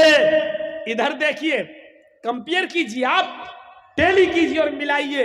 اگر برہمن کے علاوہ شودر اگر وید پڑھ لے تو اس کی زبان کاٹ ڈالو. آگے دیکھیے، اگر وید سن لے تو اس کے کانوں میں سیسا اور تانبا پگھلا کے ڈال دو، یعنی اس کو بہرا کر دو. ادھر اللہ کے نبی جناب محمد رسول اللہ فرماتے ہیں، اگر کسی کو قرآن پڑھنا نہیں آتا ہے، لیکن وہ کسی کو پڑھتے ہوئے دیکھ رہا ہے اور بیٹھ کے سن رہا ہے، تو سننے والے کو بھی اتنا ہی ثواب ملے گا جتنا پڑھنے والے کو مل رہا ہے. غور کیجیے آپ، وہ پڑھ رہا ہے، سن رہا ہے، وہ پڑھنا جانتا ہے، اس کو پڑھنے کا ثواب ہے. یہ چاہے نیچی قوم کا، پہلی بات تو اسلام میں کوئی نیچی قوم ہے ہی نہیں. نہ خان یہ کہہ سکتا ہے کہ میں انصاریوں سے افضل ہوں، نہ انصاری یہ کہہ سکتے ہیں کہ میں ترک سے افضل ہوں. نہیں، اسلام تو یہی مٹانا ہی آیا تھا. لیکن اس کے باوجود اور اللہ کے نبی کیا کہتے ہیں؟ اگر نہیں آ رہا تو سیکھو، اور جو پڑھ رہا ہے اس کو سنو گے تو سننے پر بھی تمہیں ثواب. امام نماز پڑھاتا ہو، تراویح پڑھا رہا ہے، ہم اس کے پیچھے قرآن سن ہی تو رہے ہیں، ہم تھوڑی پڑھ رہے ہیں. وہ قرآن پڑھ رہا ہے، الف لام میم ذالک الکتاب لا ریب فیہ ھدی للمتقین، ہم اس کے پیچھے سن رہے ہیں، اس کو پڑھنے کا ثواب، ہمیں سننے کا ثواب. ایک طرف کیا وید اگر سن لے تو ہریجن کے شودر کے کان بہرے کر دو سیسا اور تانبا پگھلا کے ڈال دو. آگے دیکھیے, برہمن کو اگر شودر کی کوئی لڑکی پسند آ جائے, سنیے علی اعلان تقریر,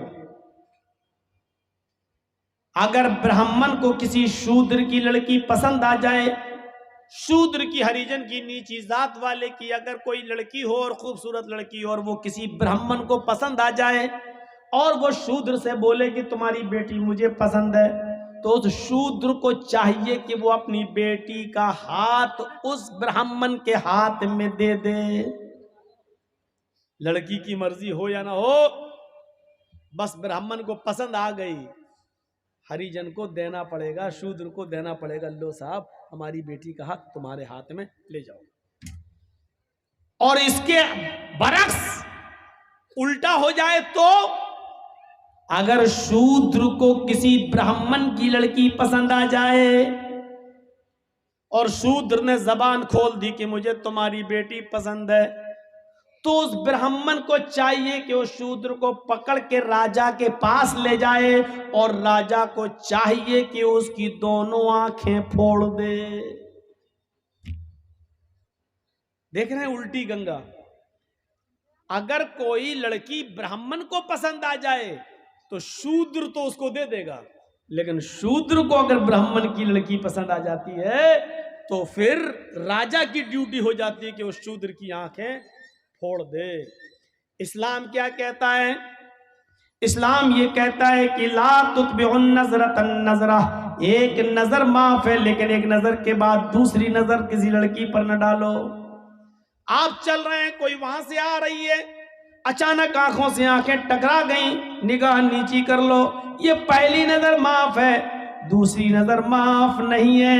اگر آپ نے دوبارہ اس لڑکی کی طرف نظر اٹھا کے دیکھا تو آپ گناہگار ہوں گے, چاہے آپ کسی مسجد کے امام ہی کیوں نہ ہو, کسی مدرسے کے مولانا ہی کیوں نہ ہو, آپ کچھ بھی کیوں نہ ہو, آپ کی قوم کچھ بھی کیوں نہ ہو, آپ کتنے بڑے کیوں نہ ہو. میرے بھائیوں, ایک طرف اسلام یہ پابندی عائد کرتا ہے کہ کسی کی ماں بہن بیٹی کی طرف کوئی کسی کی عزت و آبرو نہیں لوٹ سکتا ہے.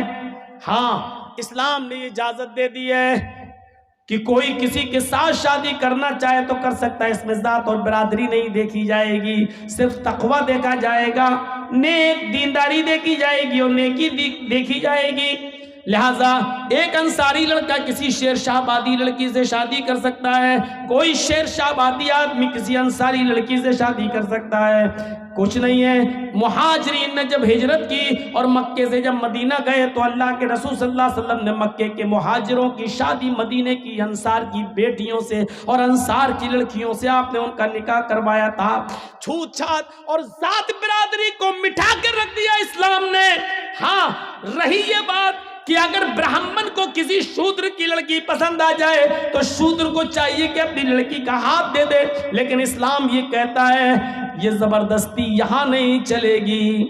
اگر کسی کو کوئی لڑکی پسند ہے تو قاعدے کے مطابق وہ اپنے نکاح کا پیغام بھیجے, لڑکی سے لڑکی کا باپ پوچھے یا لڑکی کی ماں پوچھے کہ فلاں جگہ سے تمہارا رشتہ آیا ہے, بیٹی کیا تمہیں وہ لڑکا پسند ہے؟ میرے بھائی, اور اس لڑکی کو بتانا چاہیے پسند ہے تو ہاں, نہیں پسند ہے تو منع کر دے. لیکن لڑکی کی ناپسند ہونے کے باوجود دنیا کا کوئی باپ اپنی بیٹی کی شادی زبردستی کسی لڑکے کے ساتھ نہیں کرا سکتا ہے. اسلام نے اس بات کی اجازت نہیں دی ہے, منع کیا ہے. باپ کو معلوم ہے یہ لڑکا اچھا ہے, لیکن اگر بیٹی نہیں چاہتی ہے اس لڑکے کے ساتھ شادی کرنا تو باپ زبردستی اپنی بیٹی کی شادی اس لڑکے کے ساتھ نہیں کر سکتا. ایک عورت اللہ کے نبی کے پاس آئی اور کہتی ہے, اللہ کے نبی, میرے باپ نے, میرے ماں باپ نے میری شادی ایسی جگہ کر دی ہے جو لڑکا مجھے پسند نہیں ہے. تو اللہ کے نبی نے فرمایا تجھے اختیار ہے اس آدمی کے ساتھ رہو یا چھوڑ دو اسے, تمہیں اختیار ہے. اور اس عورت نے اس اختیار کا فائدہ اٹھاتے ہوئے اس آدمی کو چھوڑا, نہیں رہی اس کے پاس. اس لیے ماں باپ بھی ضد نہ کریں. اسی لیے جب نکاح ہوتا ہے نا, نکاح تو آپ نے دیکھا ہوگا لڑکی والے کے یہاں جاتے ہیں کچھ لوگ، اب تو کچھ لوگ نہیں، اب تو بہت سے لوگ جانے لگے، جس کا نام ہو گیا بارات۔ نام رکھ لینے سے کسی چیز کی حیثیت تھوڑی بدل جاتی ہے۔ یہ 300-400 آدمی جو جا رہے ہیں، آپ اس کو بارات کہیے، میری نظر میں سب چور ہیں اور ڈاکو ہیں۔ کسی چیز، اب شراب کا نام دوا رکھ دو تو وہ دوا تھوڑی ہو جائے گی، شراب ہی رہے گی۔ پہلے زمانے میں جب شروع میں یہ بارات کی رسم کہاں سے نکلی ہے؟ یہ جو 300-400 آدمی ایک شہر سے دوسرے شہر جب شادی ہوتی تھی تو لڑکا اکیلا نہیں جاتا تھا، کیونکہ راستے میں قافلوں پر حملہ ہو جاتا تھا، ان کو لوٹ لیا جاتا تھا۔ اس لیے لڑکی کو حفاظت کے ساتھ اس لڑکے کے گھر پہ لایا جائے، اس لیے پہلے زمانے میں 100-150 آدمی لڑکی کے گھر جاتے تھے اور اس لڑکی کو خیریت سے لا کر اس لڑکے کے گھر پہنچا دیتے تھے، تاکہ راستے میں اس لڑکی کو کوئی لوٹ نہ لے، اس کے زیور کو کوئی لوٹ نہ لے، اس کے سامان کو کوئی لوٹ نہ لے، اور یہ نئی نویلی بیوی جو آ رہی ہے کہیں اس کو اپہرن نہ ہو جائے، اس لیے 100-150 آدمیوں کی بارات جاتی تھی۔ اس مقصد دوسرا تھا، وہیں سے یہ رسم نکلی۔ جب آپ چوری کا زمانہ ختم ہو گیا ہے، اب لوٹ پاٹ ایسی نہیں ہوتی ہے کہ راستے ہی میں دولہا اور دلہن کو پکڑ کے روک لیا جائے، لیکن وہی رسم و رواج ہندوؤں سے چلا رہا ہے اور یہ دھیرے دھیرے مسلمانوں کے اندر بھی سرایت کر گیا ہے۔ اب بھی 200, 250, 300 آدمیوں کی بارات جا رہی ہے۔ پہلے مقصد کچھ اور تھا، اب مقصد کچھ اور ہے۔ میرے پیارے ساتھیوں، تو میں نے وہی کہا کہ نام کے بدل دینے سے یا نام رکھ لینے سے حیثیت چینج نہیں ہو جاتی ہے، حیثیت چینج نہیں ہو جاتی۔ اب وہاں لڑکے کا نکاح ہونا ہے، جرجی صاحب بیٹھے ہیں، فارم بھر رہے ہیں، مہر وہر سب بھر دیا کتنا، لیکن لڑکے کا نکاح بھی نہیں پڑھا سکتے ہیں جرجی صاحب۔ آپ کو معلوم ہے یہ اصول ہے، یہ قانون ہے شریعت کا۔ جرجی صاحب لڑکے کا نکاح نہیں پڑھا سکتے ہیں جب تک پہلے لڑکی کی اجازت نہ لے لی جائے۔ ایک وکیل ہوتا ہے، 2 گواہ ہوتے ہیں، یہ وکیل اور یہ 2 گواہ لڑکی کے پاس اس کے گھر پہ جائیں گے اور اس سے پوچھیں گے کہ فلاں فلاں لڑکے کے ساتھ اتنے روپے مہر کے عوض تمہارا نکاح اس لڑکے کے ساتھ کیا جا رہا ہے۔ یہ بات چوری چھپے نہیں، تم سے آج بھی میں پوچھنے آیا ہوں، آج میں تمہارا جواب سننا چاہتا ہوں۔ ایسا تو نہیں کہ تم اپنے باپ کے پریشر میں آ کر اتنا بڑا قدم اٹھا رہی ہو کہ اپنی زندگی کسی کے حوالے کر رہی ہو، یا اپنی ماں کے پریشر میں یا اپنے بھائی کے پریشر میں آ کر یہ قدم اٹھا رہی ہو۔ نہیں، آج بتاؤ، وکیل اور گواہ کے سامنے بتاؤ، کیا وہ لڑکا تمہیں پسند ہے؟ وہ لڑکا، اس کا نام یہ، اس کی ولدیت یہ، اس کی عمر یہ، اور اتنے روپے یا اتنا سونا، اتنا چاندی، مہر، سکہ رائج الوقت، علاوہ نان نفقہ آپ ان کے نکاح میں دی جا رہی ہیں۔ کیا آپ کو وہ لڑکا قبول ہے؟ اس موقع پر دیکھا جائے گا اس لڑکی کی اجازت کیا ہے۔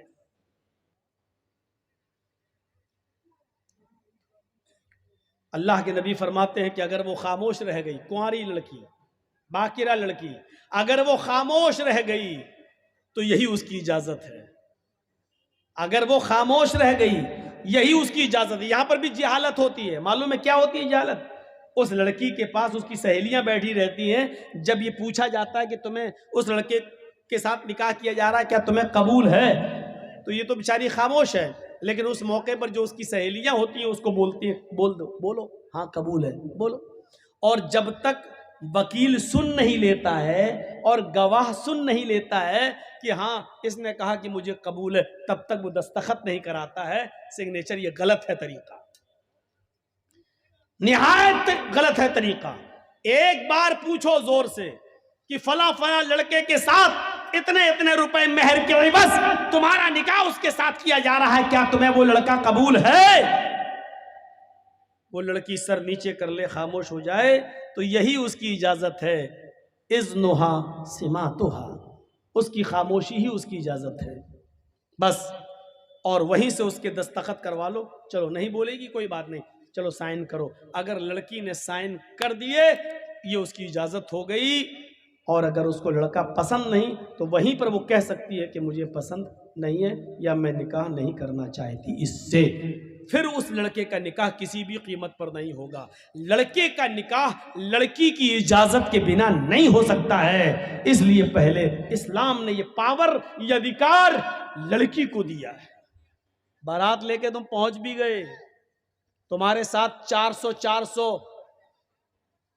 پیٹو بھی پہنچے ہوئے ہیں جو لڑکی والے کے ہاں کھانے کے لیے بھوکے بھیڑیوں کی طرح پہلے پہنچے ہوئے ہیں. اور نکاح سے پہلے ناشتے کا دور چلتا ہے، اور ناشتے کے دور نظر رکھی جاتی ہے کہ بعد میں زندگی بھر لڑکی کے باپ کو تانے مارے جائیں گے اگر ایک بھی مٹھائی میں کچھ گڑبڑی پیدا ہو گئی تو. تیرے باپ نے یہی بارات میں کھلایا تھا. اس لیے بیچارہ لڑکی کا باپ قرض ورز لے کر کسی طریقے سے بھوکے بھیڑیوں کا پیٹ بھرتا ہے اور اچھا سے اچھا کھلانے کی کوشش کرتا ہے تاکہ یہ بھیڑیے بعد میں منہ نہ کھولیں. الٹا سی برا ہنسی آ رہی ہے. بارات میں آپ ہی لوگ تو جاتے ہو اور ہنس رہے ہو یہاں بیٹھ کر. یہ بھوکے بھیڑیے کون ہیں؟ ہم اور آپ ہی تو ہیں. سسٹم بدلیے، سسٹم بدلیے. میرے بھائیوں، کھانا پینے کا دور چلتا ہے. اب بھی بیچاری لڑکی مجبور ہوتی ہے کیونکہ وہ جانتی ہے کہ میرے باپ کا 50-60 ہزار 1 لاکھ روپیہ اسی میں خرچ ہو گیا ہے. اب اگر منع کرتی ہو تو کام نہیں چلے گا، مجبوری میں بھی دستخط کرتی ہے. اس لیے شادی کے معاملے میں یہ سچ ہے کہ لڑکی بغیر ولی کے نکاح نہیں کر سکتی، یہ سچ ہے. لیکن یہ بھی سچ ہے کہ لڑکی کی اجازت کے بنا بھی آپ کسی لڑکے کا نکاح اس کے ساتھ نہیں کر سکتے. دنیا کے کسی باپ کو یہ حق نہیں ہے کہ وہ اپنی بیٹی کا نکاح زبردستی کسی لڑکے کے ساتھ کر دے. آپ کی بیٹی اگر اس لڑکے کے ساتھ نکاح نہیں کرنا چاہتی تو وہ نکاح نہیں مانا جائے گا، چاہے کتنی آپ اجازت دے دیں. کہہ دے باپ کی اجازت ہے، بنی رہے باپ کی اجازت. اگر لڑکی راضی نہیں ہے تو باپ کی اجازت کی کوئی حیثیت نہیں ہے. باپ کی اجازت بیکار ہے.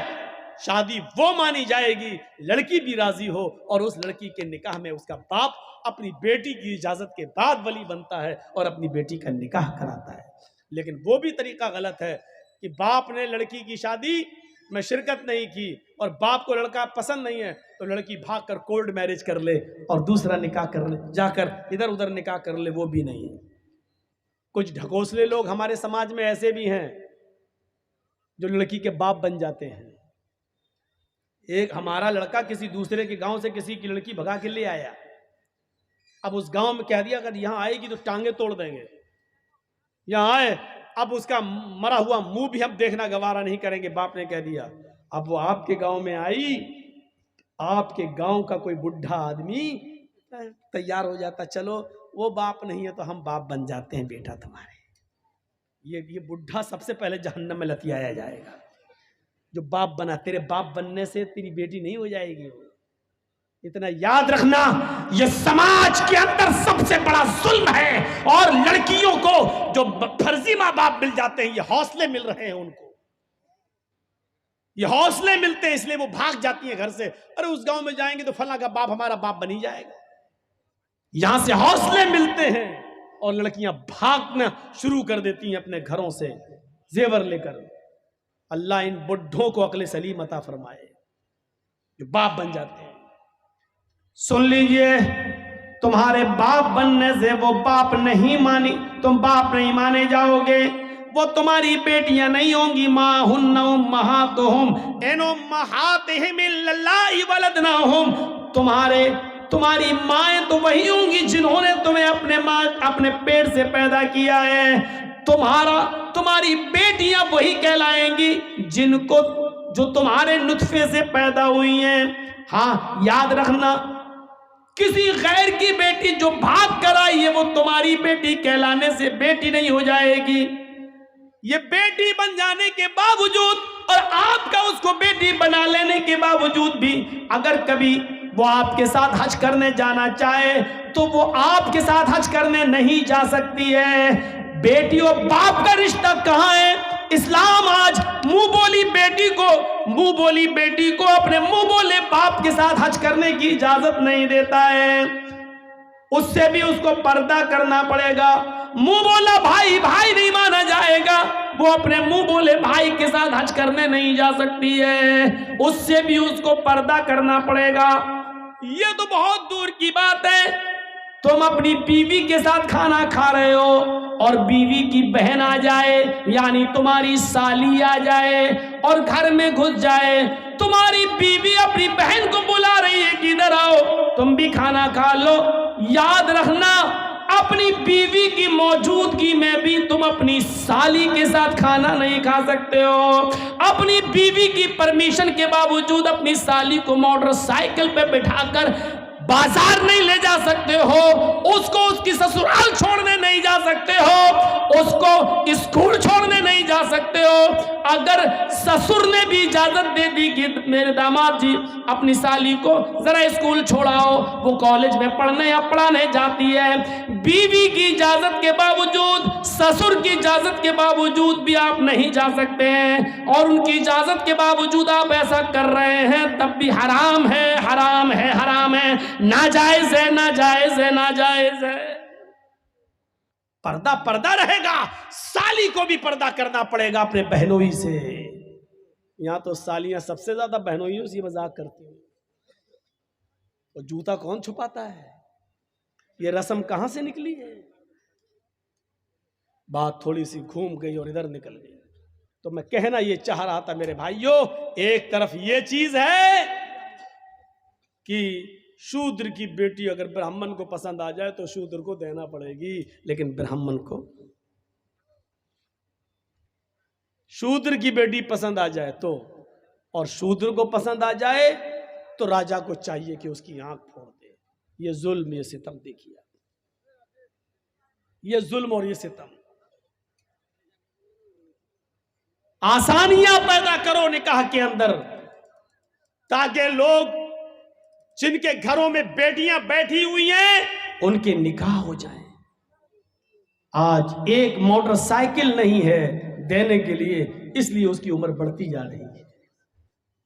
اس لڑکی کی عمر اتنی بڑھ رہی ہے کہ اس کی دوسری بیٹی بھی شادی کے لائق ہو گئی ہے، لیکن ابھی بڑی بیٹی کا نکاح نہیں ہوا ہے، تب تک دوسری بیٹی جوان ہو گئی ہے، اس کو بھی ایک موٹر سائیکل چاہیے داماد کو دینے کی۔ کیا سماج اس کا ذمہ دار نہیں ہے؟ ہر گاؤں میں ایک مدرسہ چلا لیتے ہو، ہر گاؤں میں مسجدیں بنا لیتے ہو، اس کی کمیٹیاں بن جاتی ہیں، کیا گاؤں میں ایسی جوان بیٹیاں نہیں بیٹھی ہوئی ہیں جن کی عمریں بڑھتی جا رہی ہیں اور جہیز نہ ہونے کی وجہ سے میرے پیارے ساتھیوں ان کے نکاح نہیں ہو رہے ہیں؟ سماج یہاں کہاں چلا جاتا ہے؟ یہاں سماج کیوں سوتا ہے؟ ان غریب لڑکیوں کی شادی کا انتظام سماج کے پاس کیوں نہیں ہے؟ ان کا گھر بسانے کا انتظام کیوں نہیں ہے؟ کیا اللہ کے نبی جناب محمد رسول اللہ صلی اللہ علیہ وسلم ساموہک وواہ کا پرچلن نہیں چلایا کرتے تھے؟ یہ تنظیم نہیں چلاتے تھے؟ میرے بھائیو، اللہ کے نبی جس کو جہاں بھیجتے تھے اور کہتے تھے کہ فلاں گھر والوں سے کہنا کہ اللہ کے نبی نے مجھے بھیجا ہے اور آپ کے گھر میں ایک بیٹی ہے، وہ مجھ سے شادی کرانا چاہتے ہیں، آپ ان کی شادی کر دیجئے۔ آپ نے جلیبیب کا واقعہ سنا ہوگا، جلیبیب جو شکل و صورت میں بہت زیادہ کالے کلوٹے تھے، وہ جلیبیب جن کی شکل و صورت جو لڑکی دیکھتی نکاح کا پیغام ٹھکرا دیتی اور نکاح کرنے سے منع کر دیتی۔ اللہ کے نبی نے ایک مرتبہ جلیبیب سے کہا، جلیبیب کیا بات ہے، تمہاری عمر بڑھتی جا رہی ہے اور تم نکاح نہیں کر رہے ہو؟ جلیبیب نے اپنی بات بتائی کہ اللہ کے رسول ایسا معاملہ ہے، میں جس گھر میں پیغام بھیجتا ہوں جب لڑکی میری شکل دیکھتی ہے تو نکاح کا انکار کر دیتی ہے۔ آپ نے کہا جاؤ فلاں مدینے کے فلاں گھر میں جاؤ، وہاں ایک بہت ہی خوبصورت ایک صحابی کی بیٹی رہتی ہے، اس صحابی سے کہنا کہ مجھے اللہ کے رسول نے بھیجا ہے اور میرا یہ لیٹر، میرا یہ خط اس کو دے دینا، میں اس میں تمہارے نکاح کی بات لکھ رہا ہوں۔ جلیبیب اللہ کے نبی صلی اللہ علیہ وسلم کا لکھوایا ہوا خط جلیبیب لے کر جاتے ہیں اور مدینے کے اس گھر میں پہنچتے ہیں جس گھر کے اندر ایک لڑکی ہے اور وہ بھی بہت خوبصورت انصاری بیٹی۔ جلیبیب نے اس کے گھر کا دروازہ کھٹکھٹایا، لڑکی کا باپ باہر نکلا، دروازہ کھولا، اس نے کہا ہاں بولو جلیبیب کیسے آنا ہوا؟ جلیبیب نے کہا السلام علیکم۔ صحابی نے کہا وعلیکم السلام۔ آنا کیسے ہوا؟ یہ لیٹر دیا جناب محمد رسول اللہ نے۔ صحابی نے جب وہ لیٹر پڑھا تو اس میں لکھا ہوا ہے حاضی رسالت من جانب محمد رسول اللہ صلی اللہ علیہ وسلم، یہ خط محمد رسول اللہ کی طرف سے دیا جا رہا ہے۔ آپ نے اس صحابی کا نام لکھ کر کہا تمہارے گھر میں ایک بیٹی ہے، میں جانتا ہوں کہ وہ بیٹی بھی بالغ ہو چکی ہے اور تم کہیں نہ کہیں اس کا نکاح کرنے والے ہو، میری نظر میں جلیبیب بہت نیک لڑکا ہے، لہٰذا اپنی بیٹی کا نکاح جلیبیب سے کر دو، اور یہ میں تمہیں مشورہ نہیں دے رہا ہوں بلکہ یہ میرا حکم ہے کہ تم اپنی بیٹی کا نکاح جلیبیب سے کر دو۔ جلیبیب کا چہرہ دیکھتا وہ صحابی، کہتا یہ کیسے ہو سکتا ہے، بیٹی میری ہے اور جلیبیب کی شکل و صورت اتنی بھیانک، اتنی کالی شکل و صورت ایسی۔ کہتا ہرگز نہیں، میں اپنی بیٹی کا ہاتھ تمہیں کیسے دے دوں؟ جلیبیب کہتے ہیں میں کہاں کہہ رہا ہوں، مجھے تو اللہ کے رسول نے یہ لیٹر دے کر بھیجا ہے۔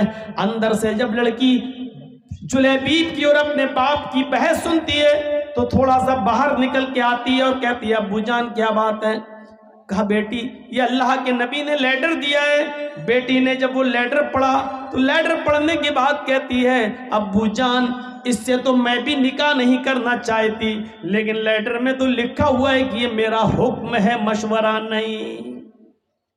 اللہ کے رسول کا حکم اگر ہم نے نہیں مانا تو ہماری آخرت بھی برباد ہو جائے گی اور دنیا بھی برباد۔ نبی اکرم کا فیصلہ ہمیں ہر حال میں ماننا ہے۔ میں بھی نہیں چاہتی ہوں کہ اس آدمی سے نکاح کروں، لیکن محمد رسول اللہ کا فرمان ہے، اس لیے آمنا و صدقنا، ہمیں ماننا پڑے گا۔ اللہ کے نبی نے کہا ہوتا مشورہ ہے تو میں نہیں بھی مانتی، لیکن یہ تو حکم ہے، مشورہ نہیں، اس لیے ماننا پڑے گا۔ باپ نے کہا بیٹی کیا بات کرتی ہو، ذرا اس کی شکل تو دیکھو، اس کا چہرہ تو دیکھو، اس آنے والے کو تو دیکھو، اس کی شکل کی طرف تو جاؤ۔ بیٹی جو جواب دیتی ہے اس کو اردو کے شاعر نے یوں نقل کیا ہے کہ بیٹی بولتی ہے نہیں نہیں۔ کہا ابو نے بیٹی اس آنے والے کی طرف دیکھ، بیٹی کہتی ہے نہ آنے والے کو دیکھ، نہ جانے والے کو دیکھ، نہ آنے والے کو دیکھ، نہ جانے والے کو دیکھ، دیکھنا ہی ہے تو خط کے بھیجنے والے کو دیکھ۔ باپ نے کہا بیٹی مانا تیری بات صحیح ہے، لیکن ذرا اس کی شکل و صورت تو دیکھو، بیٹی تو کیسے اس کے ساتھ رہے گی؟ بیٹی کہتی ہے مانا کی شکل ہے اس کی بدصورت، مانا کی شکل ہے اس کی بدصورت اور جسم ہے اس کا ماند، مانا کی شکل ہے اس کی بدصورت اور جسم ہے اس کا ماند، مگر خط کا بھیجنے والا تو ہے 14ویں کا چاند۔ مجھے اس سے کیا مطلب، مجھے تو حکم رسول کی پابندی کرنا ہے، جناب محمد رسول اللہ کی بات ماننا ہے۔ پھر لڑکی کا باپ مجبور ہوتا ہے بیٹی اگر تو تیار ہے تو پھر میں بھی تیار ہوں، میں بھی اپنی آخرت برباد نہیں کرنا چاہتا۔ اور اس باپ نے اپنی بیٹی کا نکاح اللہ کے رسول کے بھیجے ہوئے اس قاصد حضرت جلیبیب سے اپنی بیٹی کا نکاح کر دیا۔ اس بیٹی کا بیان ہے کہ جلیبیب سے اللہ کے نبی نے مجھے جو نکاح کرایا ہے، اس جلیبیب نے مجھے اتنا پیار دیا، اتنا پیار دیا کہ میری زندگی ایک مثال بن گئی۔ جلیبیب کے ساتھ میرے نکاح میں اللہ نے وہ برکتیں رکھی تھیں، وہ برکتیں رکھی تھیں جس کا تصور ہم نہیں کر سکتے تھے۔ تو میرے پیارے ساتھیوں، حکم رسول دیکھو، شادی کے اندر آسانیاں پیدا کرو، اپنی بچیوں کے لیے بھی اور اپنے بیٹوں کی شادیوں میں بھی آسانیاں پیدا کرو۔ اللہ کے نبی نے فرمایا سب سے بابرکت نکاح وہ ہے جس کے اندر خرچہ سب سے کم ہو۔ حدیث دیکھ رہے ہیں، سب سے بابرکت نکاح وہ ہے، سب سے زیادہ برکت والا نکاح وہ ہے جس میں خرچہ سب سے کم ہو۔ اس کا الٹا مفہوم کیا ہوگا؟ آپ نے کبھی سوچا؟ اس کا الٹا مفہوم نکالو تو کیا ہوگا؟ سب سے زیادہ برکت والی شادی وہ ہے جس میں خرچہ سب سے کم ہو۔ تو اس کا مطلب کیا ہوا؟ جس شادی میں خرچہ جتنا زیادہ ہوگا اس شادی میں برکت اتنی ہی کم ہوگی۔ آج دیکھ لو بڑے بڑے خرچ کرنے والے اور بڑے بڑے میرج ہال بک کرنے والے، لاکھوں روپے کا ڈیکوریشن کرانے والے، بڑے بڑے میرج ہال بک کرا کے اپنی بیٹیوں کی شادی کرنے اور بیٹوں کی شادی کرانے والوں کو آپ دیکھو گے شادیاں زیادہ دن ٹکتی نہیں ہیں، فوراً 1-2 سال کے بعد طلاقوں کی نوبتیں آ جاتی ہیں۔ کیوں؟ برکت کیوں نہیں ہو رہی ہے؟